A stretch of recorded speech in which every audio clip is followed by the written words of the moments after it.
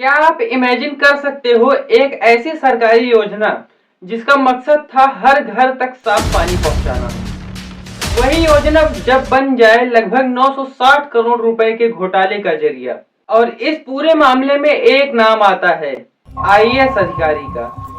अब सवाल ये है कि क्या ये सिर्फ एक इंसान की गलती है या फिर पूरे सिस्टम में कहीं बड़ी खामी छिपी हुई है। चलिए समझते हैं।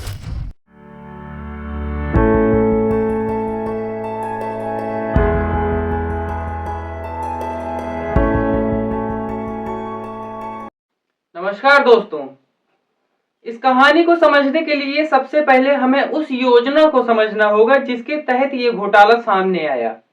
भारत सरकार ने जल जीवन मिशन शुरू किया था, जिसका लक्ष्य था 2024 तक हर ग्रामीण घर में पाइपलाइन पानी पहुंचाना।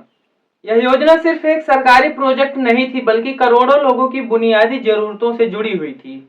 इसके लिए बहुत बड़ा बजट तय किया गया ताकि देश के दूर दराज गांवों तक भी साफ पानी पहुंच सके। लेकिन यहीं से कहानी में ट्विस्ट आता है। राजस्थान में इस योजना के तहत जो टेंडर निकाले गए उनमें गड़बड़ियों की शिकायतें सामने आने लगी। आरोप है कि कई कंपनियों ने फर्जी सर्टिफिकेट लगाकर खुद को योग्य दिखाया है। उन्होंने अपनी तकनीकी क्षमता और अनुभव के बारे में गलत जानकारी दी ताकि उन्हें बड़े कॉन्ट्रैक्ट मिल सके। हैरानी की बात यह है दोस्तों कि इन फर्जी दस्तावेजों की सही तरीके से जांच नहीं की गई और इसके बावजूद उन्हें काम दे दिया गया। इस मामले में एक नाम सामने आया है, सुबोध अग्रवाल का। उन पर आरोप है कि उन्होंने इस पूरे टेंडर प्रोसेस में महत्वपूर्ण भूमिका निभाई और गड़बड़ियों को नजरअंदाज कर दिया। हालांकि यह भी ध्यान रखना जरूरी है कि जांच अभी चल रही है और अंतिम फैसला अदालत ही करेगी। लेकिन शुरुआती सबूतों के आधार पर एजेंसियों ने सख्त कार्यवाही की है।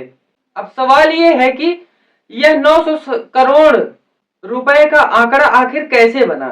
कई प्रोजेक्ट्स में लागत को बढ़ा चढ़ाकर दिखाया गया। कुछ जगहों पर काम अधूरा था लेकिन भुगतान पूरा कर दिया गया, और कहीं कहीं तो काम कम हुआ ही नहीं, फिर भी पैसे निकाल दिए गए। इस तरह अलग अलग स्तर पर हुई गड़बड़ियों ने मिलकर इस घोटाले को इतना बड़ा बना दिया। इस पूरे मामले की जांच एंटी करप्शन ब्यूरो द्वारा की जा रही है। अब तक कई ठेकेदारों और इंजीनियरों को गिरफ्तार कर दिया गया है और संबंधित आईएएस अधिकारी को भी हिरासत में लेकर पूछताछ की गई है। कोर्ट ने उन्हें रिमांड पर भेजा है ताकि इस मामले की गहराई से जांच हो सके। यह दिखाता है कि मामला कितना सिर्फ छोटे एक अनियमित नहीं बल्कि एक बड़े स्तर की साजिश हो सकती है। लेकिन अगर हम थोड़ा और गहराई में जाएं तो यह मामला सिर्फ एक घोटाले तक सीमित नहीं रहता, बल्कि पूरे सिस्टम की कमजोरियों को उजागर करता है।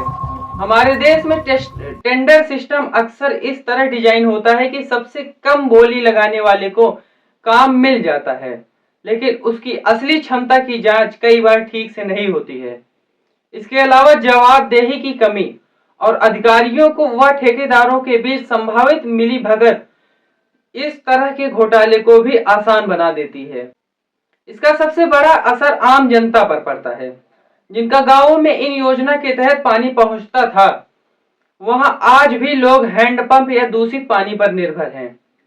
इसका मतलब यह है कि भ्रष्टाचार सिर्फ पैसों का नुकसान नहीं करता, बल्कि लोगों की सेहत और जिंदगी पर सीधा असर डालता है।